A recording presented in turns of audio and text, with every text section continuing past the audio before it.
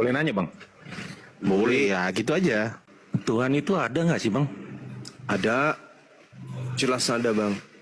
Kalau tidak ada Tuhan saudara, siapa yang menjaga pertumbuhan rusuk Anda sehingga tidak bertumbuh sama tumbuhnya rambut? Siapa yang menjaga itu bang? Kenapa gigi Anda nggak memanjang sama seperti kumis? Kalau di dalam Al-Quranul Karim, Allah Subhanahu wa Ta'ala dalam Al-Quran surah Fussilat jelas kemudian menyatakan bahwa aku Allah akan menyatakan keberadaanku, kekuasaanku pada seluruh penjuru dan pada diri manusia. Sanurihim ayatina fil afaq wa fi anfusihim. Aku akan memperlihatkan kepada manusia tanda-tanda keberadaanku di segenap penjuru dan pada diri mereka sendiri. Sehingga jelaslah bagi mereka bahwa Al-Quran itu adalah benar. Al-Quran itu tidak salah. Jadi bagi orang berakal, pencipta langit dan bumi itu tidak mesti nuzul jadi bayi. Itu agama pagan. Tuhan nak jadi bayi ngapain? Tuhan itu maha kuasa. Sebelum kita ada, Tuhan itu ada. Tuhan ingin dikenal oleh makhluknya, maka Tuhan menciptakan kita. Dengan manusia diberi akal, manusia melihat ciptaan yang begitu sempurna, alam semesta terjadinya siang dan malam, lautan, samudra, angin, bla bla bla, mengantarkan manusia yang berakal itu paham, oh pasti ada yang mengadakan ini semuanya. Itulah Tuhan. Maka agama yang benar adalah agama yang percaya Tuhan itu ada meskipun tidak terlihat oleh matanya. Makanya tadi di 1 Timotius 6 nomor 16, dialah satu-satunya yang tidak tersentuh oleh kematian. Tidak ada seorang pun yang pernah melihat dia dan memang manusia tak dapat melihat dia. Baginya lah kuasa yang kekal. Itu jelas itu di dalam Al-Quran. Huwallahul ladzi la ilaha illahu alimul ghaibi wasyahada huwar rahmanur rahim. Dialah Allah pencipta langit dan bumi, yang maha kasih, maha penyayang, yang meskipun manusia tidak menyembahnya, hakikatnya senantiasa memberikan oksigen kepada seluruh makhluknya. Dia disembah atau tidak disembah, Allah pencipta langit dan bumi tetap pengasih kepada kita semua.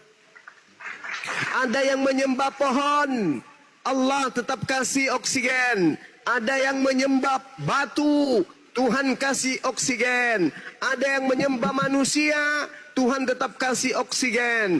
Tuhan tidak pilih kasih dalam hal ini. Tuhan hanya melihat isi iman ketakwaan kita kepadanya.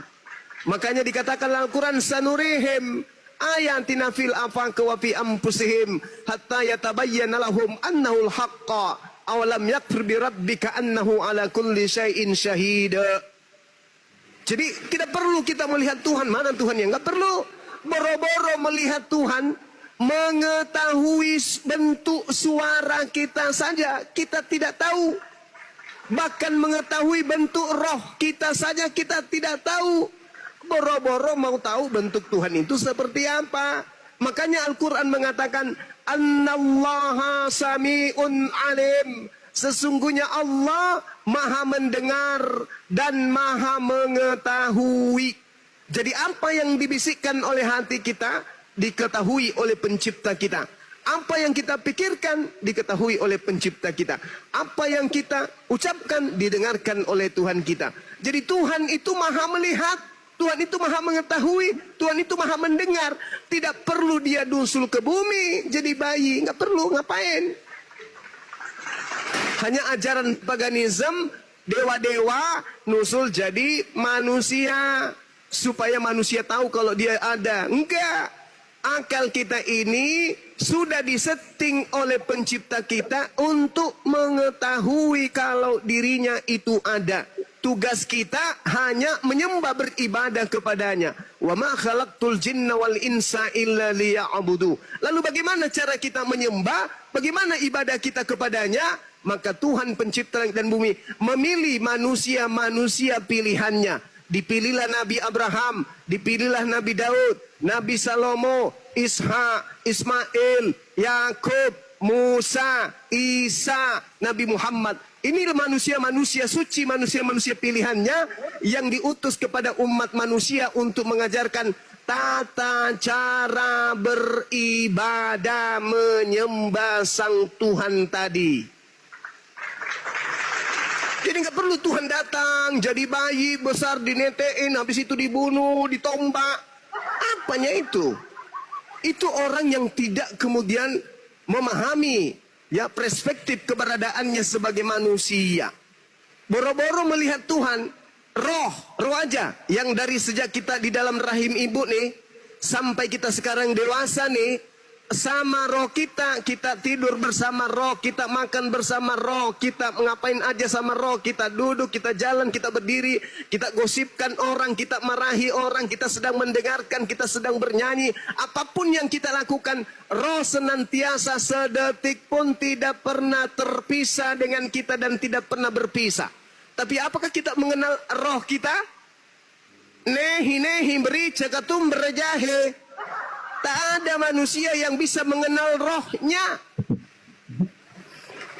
Oleh karena itulah kemudian bagi orang berakal, cukup mengenal dirinya, maka dia akan mengenal siapa Tuhan yang sesungguhnya.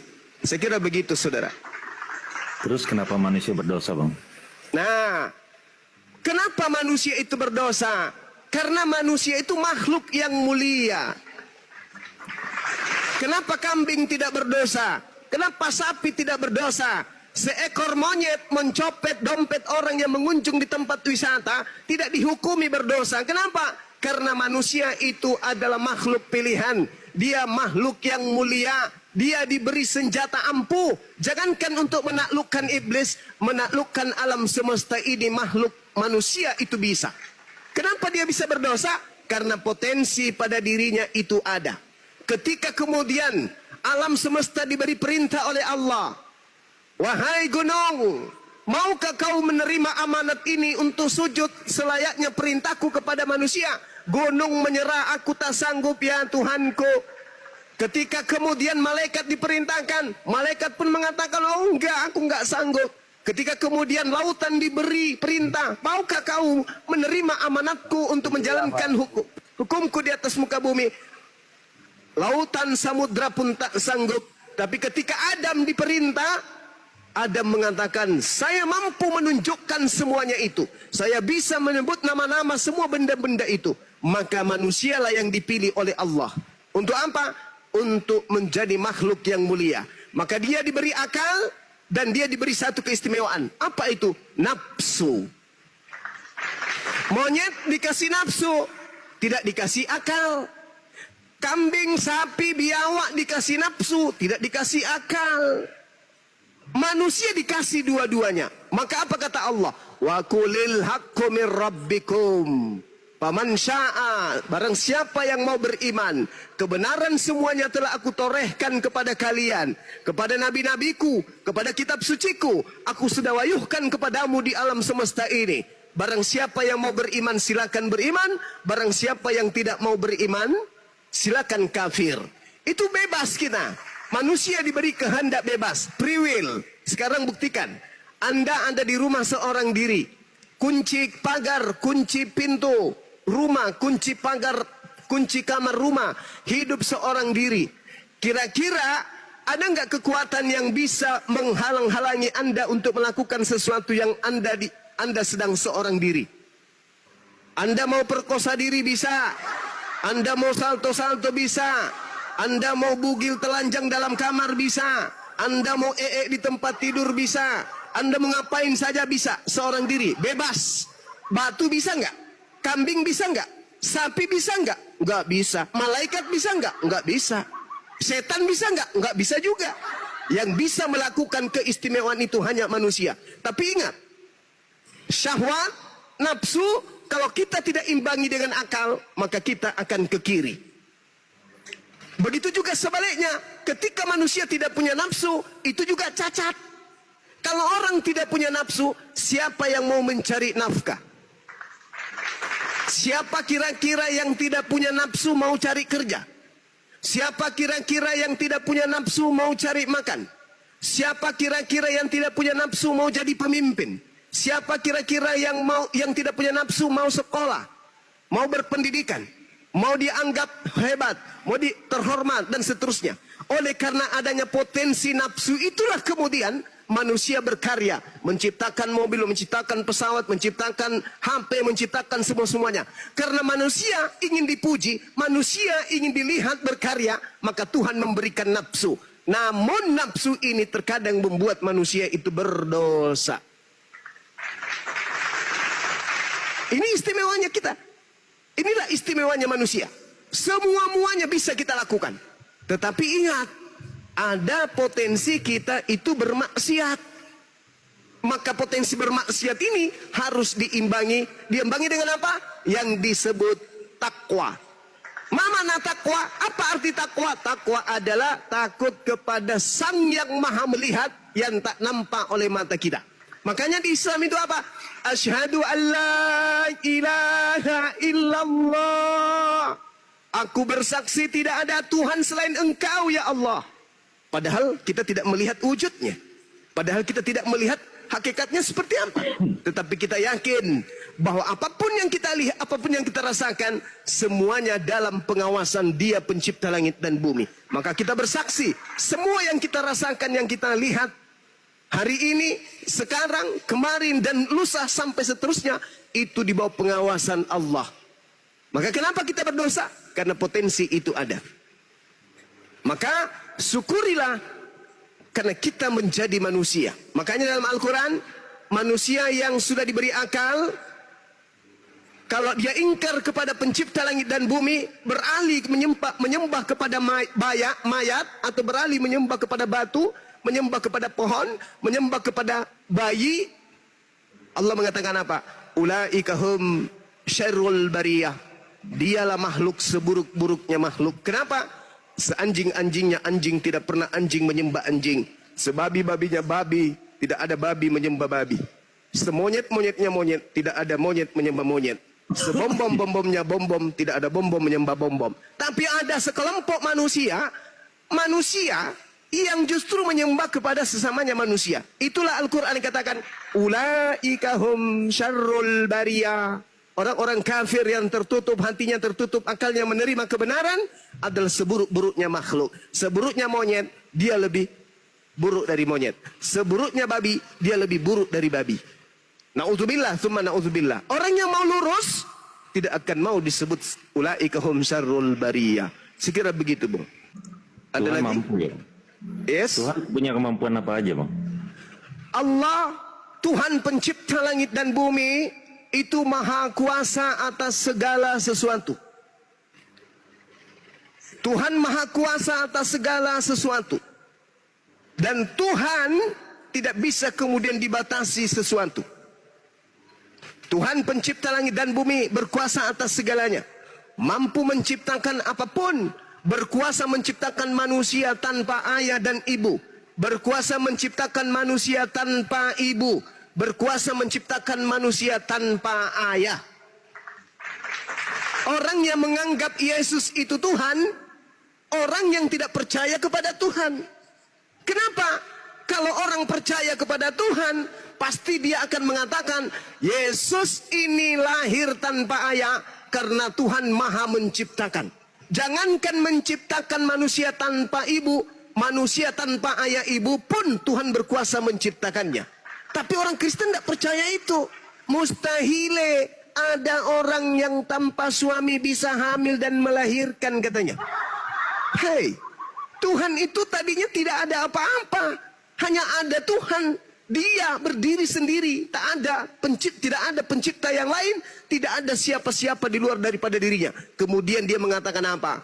Kun fayakun. Jadi matahari, jadi bulan, jadi bumi, jadi Mars, jadi tanah, jadi air, jadi udara, jadi awan. Semuanya jadi. Innama amruhu idza arada syai'an ayyakula lahu kun fayakun. Mazmur 33 nomor 9. Tuhan hanya memberi perintah, maka semuanya jadi. Tuhan hanya mengatakan A, maka A ada. Tuhan mengatakan B, maka B ada. Itulah Tuhan. Dia maha kuasa mengadakan apapun yang dia kehendaki. Nah, sekarang orang Kristen berkata, kalau begitu Tuhan berkuasa menciptakan, Tuhan berkuasa menjadikan dirinya menjadi bayi. Ini pemikiran, ini kepercayaan yang tidak dibarengi dengan akal. Lagi-lagi kufur nikmat orang yang seperti itu. Apa itu kufur nikmat? Ingkar terhadap nikmat kebesaran akal yang diberikan kepada Tuhan untuk dirinya. Dari Tuhan untuk dirinya. Kufur, akal disimpan di atas kepala manusia agar manusia itu bisa menaklukkan alam semesta. Bayangkan aja tuh. Besi yang beribu-ribu ton seperti pesawat Garuda, ya, itu bisa diterbangkan dari jarak satu sampai jarak yang lain. Beratnya beribu-ribu ton. Otak manusia hebatnya minta ampun. Baja yang seberat itu bisa diterbangkan. Itu apa? Karena akal manusia. Masakan akal tidak bisa menelaah? Tuhan melahirkan, Tuhan kemudian melahirkan sebuah konsep di dalam dunia ini. Menciptakan konsep untuk manusia sebagai hambanya. Lalu kemudian Tuhan memperlihatkan kebesarannya. Hei manusia, tengok, aku mampu menciptakan manusia tanpa ayah, tanpa ibu, tanpa keduanya. Masihkah kau tidak bersyukur kepadaku? Masihkah kau mau ingkar kepadaku? Saban hari engkau kanak-kanak, sekarang masih terasa bagimu kemudian di mana engkau diayun, kamu pipis dalam ayunan, terkadang kau tersenyum sendiri mengingat kenangan itu. Kau melihat anak SD berjalan berlari, saling kejar-kejaran, kau tersenyum melihat mereka. Kenapa? Kamu kembali ke alam puluhan tahun yang lalu, di mana engkau belajar pakai sepatu, di mana kau diajarkan menggunakan pena, diajarkan bersikat gigi, diajarkan menggunakan pakaian sendiri. Kamu tersenyum melihat itu. Lalu kemudian kamu melihat anak SMP.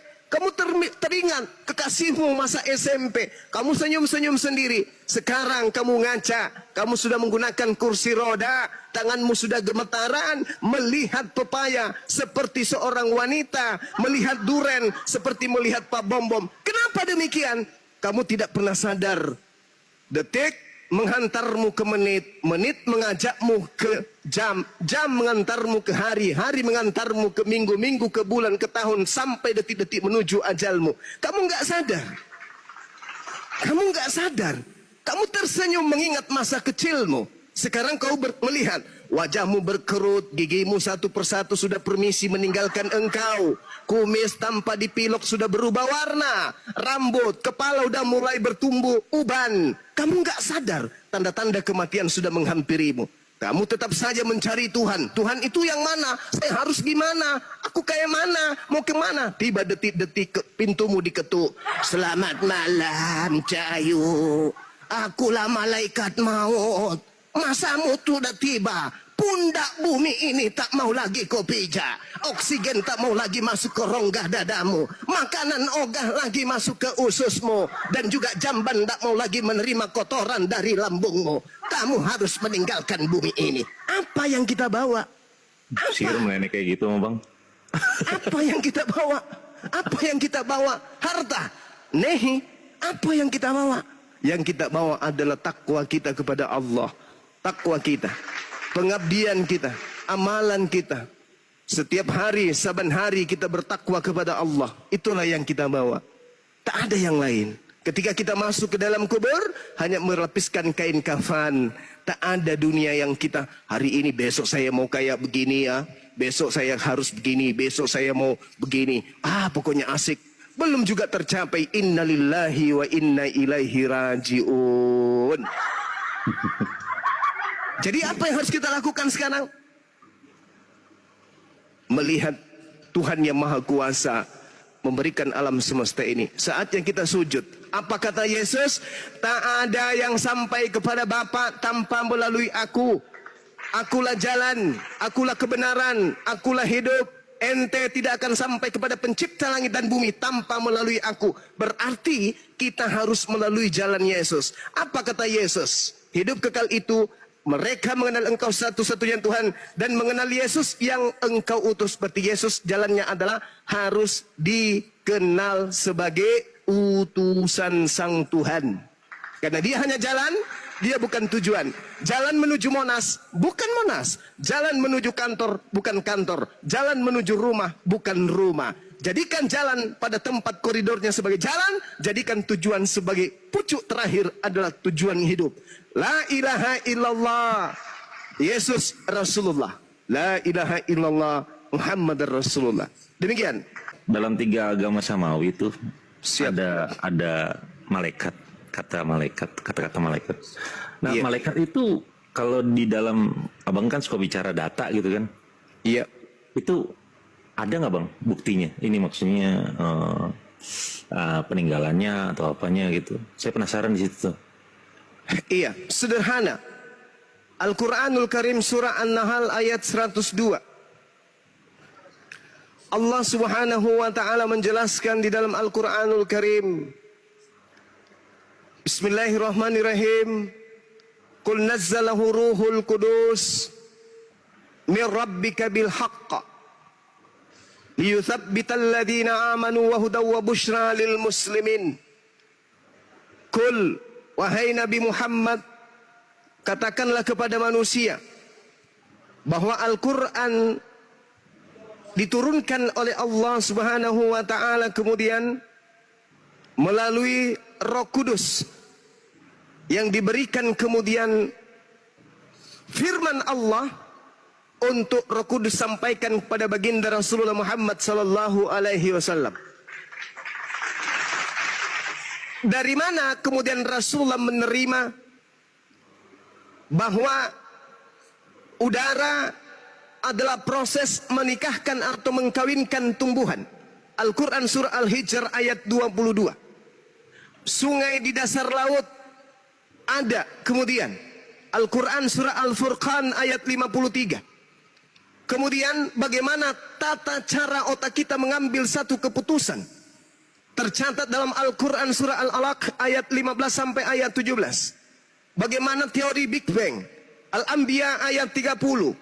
Bagaimana kemudian lubang hitam, tempat di luarnya angkasa, di luar angkasa yang merupakan lubang hitam. Al-Quran surah At-Takwir ayat 15-16.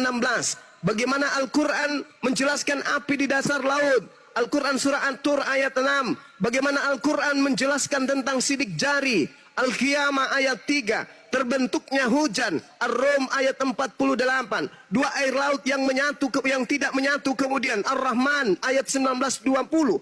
7 struktur lapisan bumi dan langit. At-Talaq ayat 12. Garis edar tata surya. Al-Quran Al-Anbiya ayat 33. Pembentukan manusia. Al-Mu'minun ayat 12 sampai ayat 14. Mawar merah, nebula dan seterusnya dan seterusnya dan seterusnya. Kalau bukan Rasulullah menerima dari utusan Tuhan dari langit menuju kepada dirinya, Rasulullah sekolah di fakultas universitas apa? Rasulullah mencari data-data ini pakai alat apa? Belum ada mikroskop, belum ada komputer, belum ada segala-galanya. 1400 lebih tahun silam. Belum ada alat-alat yang canggih, belum ada alat digital, belum zaman internet. Rasulullah menguraikan dan baru diuraikan hari ini. Dari mana beliau belajar? Ada perpustakaan? Ada museum? Sekolah dia rupanya? Rasulullah Muhammad sallallahu alaihi wasallam menerima wahyu dari Allah melalui perantaraan malaikat Jibril. Qul nazzalahu ruhul qudusi min rabbika bil haqqa liyuthabbital ladina amanu wa hudaw wa bushra lil muslimin. Itu bukti.